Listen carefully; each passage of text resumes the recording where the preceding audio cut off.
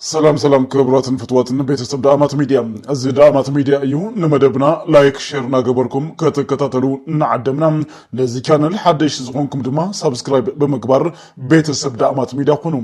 نزهلوكم ريتو دما ابتي ريتو موهابي كتقرفولنا نعدمنا نابتي علتاوي حابريتنا كنحلف فلماكن بتعمي زحقوس ملا تقراوي دس زبل سبر زينا حيزنا لنا تقراي لعلي ناي إرترا درونات عسرت عصفي بحاجز كمستركبات أمونات من كتاتنا حابيرهم تقراي بنايك أيح بحري أسلالفا مدراون ماياون أسلالفا ماي أباين مسرت زقابرا لعلي ناي إرترا درونات عسرت عصفي بحاجز كمستركبات أمونات من كتات الرقاقيزهم كم حابريتا أتوم من كتات كابتم ناي تقراي استراتيجيكاوي أمرارحا أبلات حادم أب مسساي سلوط تكنولوجي توافيرو كمزلون كاب حلوف جيجاتات مختب ممهر تقراي ونانيت تخلقلتن معنوتن تكنولوجيات تخون كمزلام لعلو تحالفتي وتهدرو مرحتي الرقاقيزهم أبزحز الساعات ناي أسلالفا كفتة قوانتا هالوم ناي سلط أنا حيل سابن قرب تكنولوجين كم زي اللقنام أتوم منجتات الرقاقيزهم يا حيل تتقراي جنرال تدسور ده ملكة انت زي حيزو كاب سلط أنون موقاد ناي حاساب الفنتي كم زوغنوون أتوم منجتات تحنيوم أمر رحا كوماند سراوي تقراي حدش أمر رحا قنباراتن شموت سليان أم عراريو كم زلدمام نمفلات تخايلو لهم اتندرونات كابي كمز تلقسام وي كابي كمز تعدقا اتوم منجتات تقطيبا مالهم از حبريتا تخكل انتقوينو تنسى اي تقراي كمز قهاد امنتنا لعليوم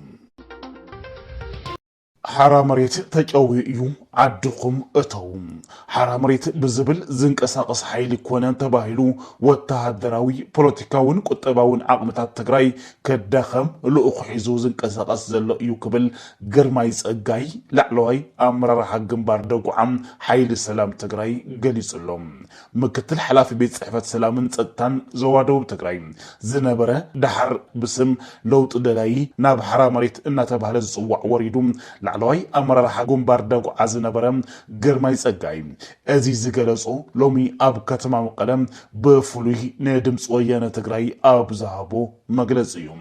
غرماي اب حرامريس زلو حيلي ناي بعلو نصور علامه زيبلو اب دحريتو باغي منغست فيدرالن عفارن مفصام مسحاو زواغا زلون كم زخونم غريصلوم بجتن عتقن كاب فيدرال منغست زركب انتخون منبر فقدمم كاب كلل عفار توهيبوم ينقساقسو كم زلوم حبيرلوم قدمي عتقاو قال سمجمارم اب زوبان هالو سلسته عينت منغدي مالتون حزبي منقاح مودابن اب مودات ادمم حيلي وديبم سلطان بحيلي نممنطال تعلمو ينقساقس كم زنبروم ازخفيروم يكون بر علامه بخلقت اكلات كم استقوين اتوم اتي قالس زقويو موراردي قيم ولق زعبهم كم زغبروم افريطلهم مخنياتو اتوم نتي علامه زقويو كاب تግራይ زوصو اب تحتي فيدرال زلوم نخبرم زنبرون بمليونات ገንዘብ زخفلومن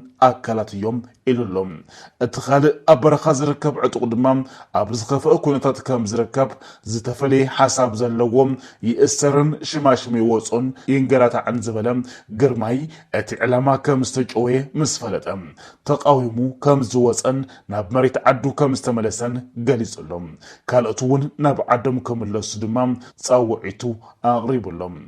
أتي تجديدو مسعتكونا برخا زوص من الشاكونا تتاليلو زوص من سي ناب عدو كملسن بسلام صريحو كنبرن يقبأ زبلا قرماي تግራይ ابزح زوان كاب زغات ما حدغان موصا انكو ممارصي حزب تግራይ حدنت متنخار سلازخونم حدنت متنخار كله كسرح يقبا كبل دمام صاوعيت اغريبلهم فيدرال منغستي نسراو تግራይ سيحيبوم ناب كوينات اتيو دحر وعل بريتوريا افريسيلو ربحا كركبيو باغو دحري مبال حزب تግራይ اب كبيت اقام يزلهم صقماتو مفتاح دمام كاب زخونه وان لعلي حدنت متنخارن أفراليات بزتك فتحن يجب أكبل حسابو ኣካፊሉ ግዝያዊ ምምሕዳር ትግራይ እዚ ኣብ ግምት ውሽጢ ኣእትዩ ብኩለ መዳይ ክሰርሕ ከም ዝግባእ ዝሓበረ ግርማይ ፀጋይ ነዚ ፀገማት ዘጋድዱ ብድሕሪት ኮይኖም ሰላም ትግራይ ዝህውኹ ኣካላት ልቢ ክገብሩ ከም ዝግባእን ህዝቢ ትግራይ ሰላሙን ልምዓቱን ንምርግጋፅ ክሰርሕን ድማ ማዕድኡ ኣካፊሉ ኣሎ ብርሃነ ገብረ ገርግስ ማለት እውን በማሕበራዊ ሚድያ ሽሙ ልሰብ ዝሰኣነ ሰብ ብሂወት ምህላውን ዘይምህላውን ሓበሬታ የብልናን ክብሉ መቅረቡ ገሊፆም ሰብ ዝሰኣነ ሰብ ወይ ድማ ብርሃነ ገብረ ገርግስ ከም ሽሙ ፈትሕን ሰብን ሲኢንሎም ሃልዋት ብርሃነ ገብረ ገርግስ ማለት እውን ሰብ ዝሰኣነ ሰብ የስገአና ፈትሒ ሲኢና ክብሉ መቅረቡን ቤተሰቡን ሓቲቶም ኣለዉ ሃልዋት ብርሃነ ገብረ ገርግስ ማለት እውን ሰብ ዝሰኣነ ሰብ ፍርሕና ፍትሕ ሲኢና ክብሉ መቅረቡን ቤተሰቡን ነበርቲ ከተማ መቐለም ሓቲቶም ኣለዉ ንዓመታት ደጋፊ ቃልሲ ህወሓትን ፈላማይ ተዓላቕ ጽምዶ ዝነበረ ንጣፍ ማሕበራዊ ሚድያ ዝነበረን ድሕሪ ነብሱ ካብ ፖለቲካ ነፃ ኢሉ ዕላው መግባሩ ድሕሪ ሰሞናት ኣንጻር ውድብ ህወሓት ቃልሲ ብምጅማሩን ብዕሊ ምክንያቱ ብዘይተፈለጠ ዝተቀወየን ኣብ ውልቂ ቤት ማእሰርቲ ዝተኣሰረ ሓውና ድሕነቱን ሃልዋቱን የሻቅለና ኣሎ ክብሉ ቤተሰቡን መቅረቡን መረረቶም ገሊፆም ኣለዉ ዛጊድ ሃልዋት ሰብና ሲኢና ፍትሕ ሲኢና ዝበሉ እቶም ወገናት ትግራይ ውልቀ ሰባት ካብ ሕጊ ወፃኢ ዘይጭወዩላን ኣብ ውልቀ ቤት ማእሰርቲ ዝሳቀዩላን ኮይና ምርኣይና መሕዘንን መሕፈሪ ታሪክን እዩ ክብሉ ድማ ገሊፆም ኣለዉ ብርሃነ ዝመስሎ ዝቃለስ ናይ ንዓመታት ብሄሩ ንምኽባር ብሓሳብን ብረትን ግቡእ ፈፂሙ እዩ ዝበሉ እቶም ወገናት ምክንያቱ ብዘይተፈለጠ ተቀውዩ ክሳዕ ኣብ ዘይተፈለጠ ቦታ ዝእሰር ዛጊድ ሃልዋቱ የብልናን ክብሉ ድማ ተዛሪቦም ኣለዉ ገበንን ተሃልይዎ ናብ ሕጊ ብምቕራብ ስሩዕ ክሲ ክቐርበሉ ይግባእ ነይሩ ዝበሉ እቶም መቕረቡ ካብ ሕጊ ወፃኢ ብምጭዋይን ብምእሳርን ዝግበር ኢፍትሓውን ስርዓት ኣልቦ ጉዕዞ ንኩሉ ትግራዋይ ዝጎድእ ክእረም ዝግባእ መሻቀሊ ጉዳይ እዩ ክብሉ ገሊፆም ሕዝውን ናብ ስሩዕ ሕጊ ይቅረብ ወይ ይፈታሕ ዝበሉ እቶም ወገናት ብሂወት ምህላውን ዘይምህላውን ኣይንፈልጥን እንተሃልዩውን ካብ ውልቀ ማእሰርቲ ናብ ኢድ ሻዕብያ ከይመሓላለፍ ስጋኣት ከም ዘለዎም ሓቢሮም ትግራይ ናይ ዝተጋደለን ተይኮነስ ናይ ዘውደለለ እያ ክብሉ እውን መረረቶም ኣስሚዖም ኣለዉ ቤተሰብ ብርሃነ ገብረ ገርግስ ወይ ድማ ብማሕበራዊ ሚድያ ሽሙ ሰብ ዝሰኣነ ሰብ ሰበር ዜና ዘሐጎስ ሓደ ሓበሬታ ድማ ናባኹም ክነብል 13 ሚሊሻታት ዕጡቋት በኣንፈት ዛታ ምስ ሙሉእ ዕጥቆም ንሰራዊት ትግራይ ኢዶም ሂቦም ኣለዉ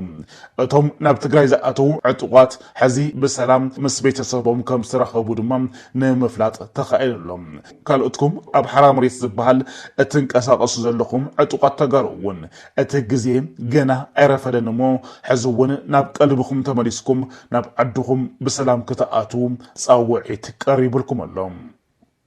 ሕዚ ዝበፅሐና ሰበር ዜና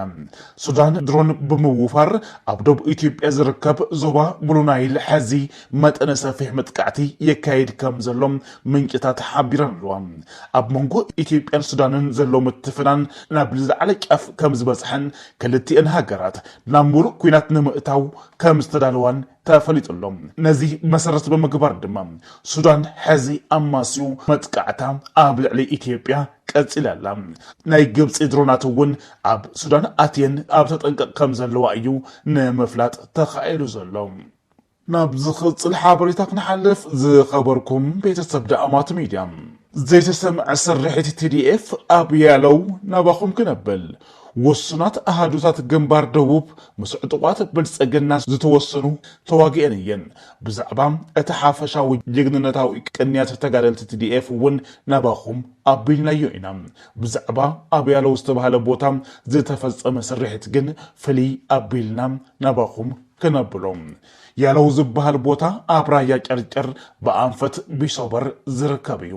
ጽላኢ እቲ ቦታ ንኽቆፃፀሮም ናይ እግረኛን ሜካናይዝድን ምውዳድ ገይሩ ዝተዋደደ መጥቃዕቲ ከፊቱ ነይሩ እግረኛ ኣቀዲሙ ብምሉእ ናይ ሜካናይዝድ ደብዳብ ገጢሙ ውዒሉ ቁምብላታት መዳፍዕ ብፃዕቂ ናብ ተጋደልቲ TDF ክድርበዩ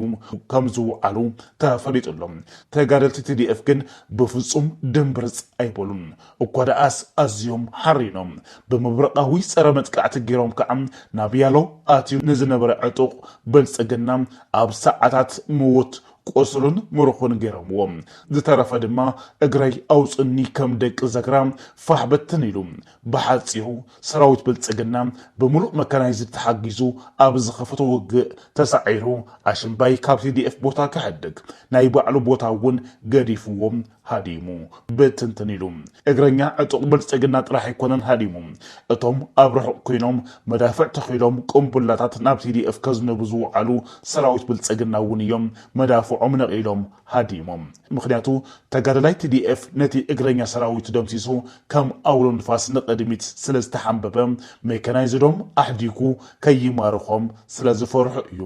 ውግእ ያለው እግረኛ ፀላኢ ጥራሕ ዘይኮነስ ሜካናይዝድ ፀላኢ እውን ዝሃደመሉ ውግእ ኮይኑ ተዛዚሙሎም እንትጠቃለል መንግስቲ ብልፅግና ብሜካናይዝድ ዝተሓገዘ ውግእ እዩ ብኣንፈት ደቡብ ትግራይ ኣብ ልዕሊ TDF ከፊቱ ቀንዩ ወዮ ብመንፅር ደገፍ ሜካናይዝድ ናይ ያለው ኣዕርዩ ዝተዋደደን ፃዕቂ ዝነበሮን ኮይኑ እምበር ፀላኢ ናብ ደቡብ ትግራይ ብዝተፈላለየ ኣንፈታት እዩ መጥቃዕቲ ከፊቱ ነይሩ እንተኾነ ግና ንውቅዒት TDF ከምቲ ልሙድ ኣይከኣሎን ኣብቲ ከባቢ ዝነበረ ኣሃዱታት ግንባር ደቡብ ብቐሊሉ ፀፊዕን ደምሲስንኦን በታቲነንኦን ድሕሪ ሕዚ እንተደጊሙ ግና ፀፋፊዕን ዝበታትንኦ ጥራሕ ከም ዘይኮና ዝገልፅ ሓበሬታ ተላኢኹልና ኣሎ ዝፀፍዓሉን ዝበታትናሉን መልክዕ እውን ብዓይነቱን ዕምቆቱን ፍጹም ሓፍ ዝበለ ከም ዝኸውን እውን እቲ ሓበሬታ ይገልጽ ውፅኢቱ እውን ኣዕርዩ ዝተፈልየን ንሰራዊትን ህዝቢ ትግራይን ዘሐብንን ክኸውን ከም ዝኽእል ድማ እቲ ሓበሬታ ይገልጽ ሕዚ ድማ ሓደ ሰበር ዜና በፂሕና ኣሎ ፕሬዚደንት መንግስቲ ዓፋር ኣወል 40 ናብ ታይላንድ ናብ ሕክምና ከይኸዱ ኣብ ቦሌ ኤርፖርት ብድሕነት ኢትዮጵያ ተታሒዞም ኣለዉ እቶም ኣብ ልዕሊ ትግራይን ህዝቢ ትግራይን ብጣዕሚ ሓያል ጽሊኢት ከም ዘለዎምን ህዝቢ ትግራይ ብጥሜት ክመውት ኣለዎ ኢሎም ብድፍረት ብሚድያት እናገሩ ዝነበሩን ናይ ብልፅግና ዋና ኣፈቀላጢ ዝነበሩን ፕሬዚደንት ዓፋር ኣወል 40 ሕዚ ብዝሓደሮም ሕማም ናብ ወፃኢ ሃገር ከይኸዱ ተኸልኪሎም ኣለዉ ፍትዋትን ክቡራትን ቤተሰብ ደኣማት ሚድያ ነዝነበረኩም ጻንሒት ብልብና መስገን ብቐጻሊ ብኸሊእ ሓበሬታ ክንራኸብ ኢና ክሳብ ሽዑ ሰላምን ጥዕናን ተመኒና ሰላም ንህዝብና ዓወት ንሰራዊት ትግራይ ንምና